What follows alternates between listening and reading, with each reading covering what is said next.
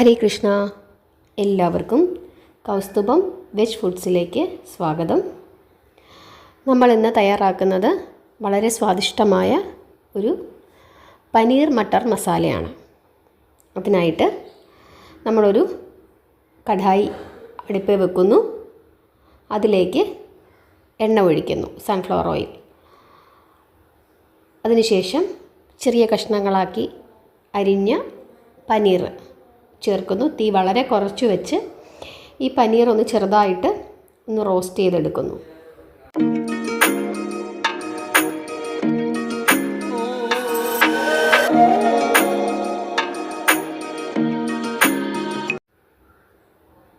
ചെറുതായിട്ട് പനീർ രണ്ട് വശവും ഒന്ന് മുരിഞ്ഞ് വരുമ്പം കരിയരുത്, പ്രത്യേകം ശ്രദ്ധിക്കണം. തീ കുറച്ച് വെച്ചിട്ട് വേണം ചെയ്യാനായിട്ട്.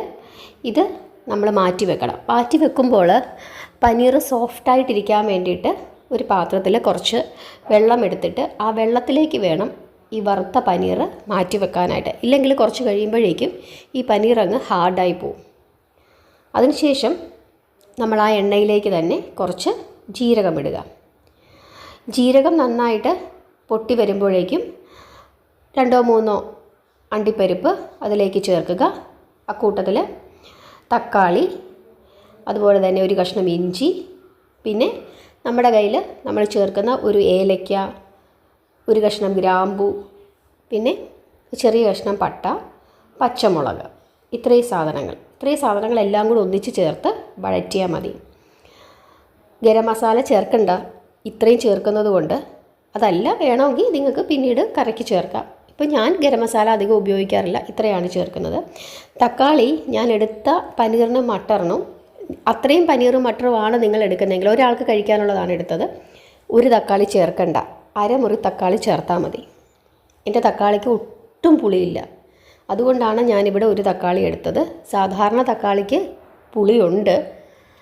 എന്തോ ഇത്തവണ ഞാൻ മേടിച്ചപ്പോൾ ഒട്ടും പുളിയില്ലാത്ത തക്കാളിയാണ് കിട്ടിയത്, അതുകൊണ്ടാണ് ഒരു തക്കാളി എടുത്തത്. അല്ലെങ്കിൽ അരമുറി തക്കാളി എടുത്താൽ മതി ഇത്രയും ക്വാണ്ടിറ്റിക്ക്. കൂടുതൽ എടുക്കുമ്പോൾ അതനുസരിച്ചിട്ട് എടുക്കുക, നമുക്കറിയാമല്ലോ.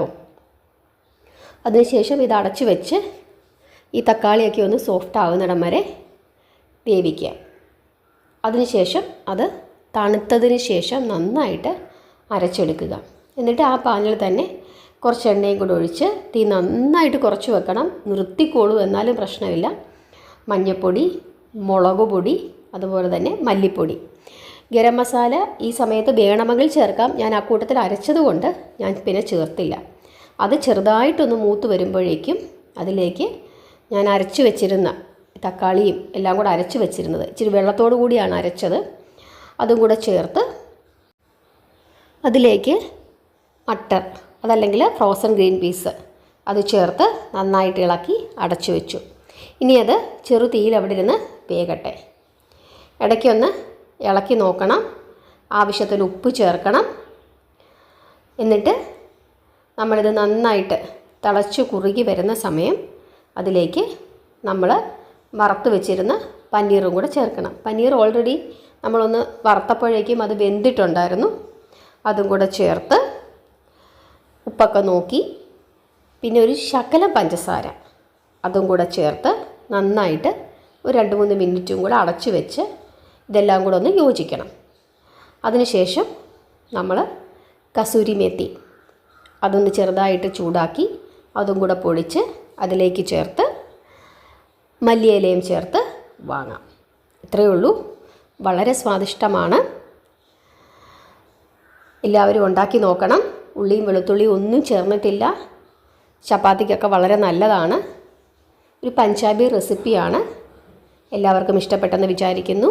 എല്ലാവരും അഭിപ്രായം പറയുക, എല്ലാവരും ഉണ്ടാക്കി നോക്കുക. ഹരേ കൃഷ്ണ.